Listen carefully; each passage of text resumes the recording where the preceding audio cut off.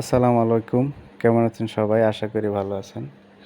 স্ক্রিনে যে ভিডিওটি দেখতে পাচ্ছেন, একটি গাভীকে ক্যালসিয়াম দেওয়া হচ্ছে।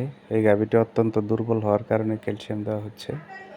আসলে মূলত গরুর ক্যালসিয়ামের ঘাটতি মূলত খাদ্য থেকেই হয় বেশিরভাগ।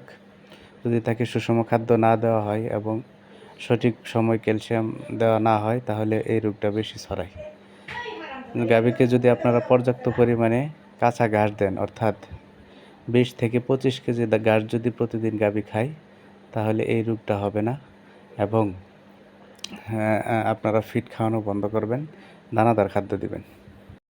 আসসালামু আলাইকুম। কেমন আছেন সবাই? আশা করি ভালো আছেন। স্ক্রিনে যে ভিডিওটি দেখতে পাচ্ছেন, একটি গাভীকে ক্যালসিয়াম দেওয়া হচ্ছে। এই গাভীটি অত্যন্ত দুর্বল হওয়ার কারণে ক্যালসিয়াম দেওয়া হচ্ছে।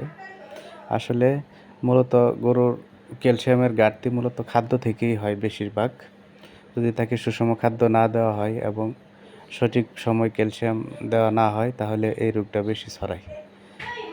গাভীকে যদি আপনারা পর্যাপ্ত পরিমাণে কাঁচা ঘাস দেন, অর্থাৎ 20 থেকে 25 কেজি ঘাস যদি প্রতিদিন গাভী খায়, তাহলে এই রোগটা হবে না। এবং আপনারা ফিড খাওয়ানো বন্ধ করবেন, দানাদার খাদ্য দিবেন।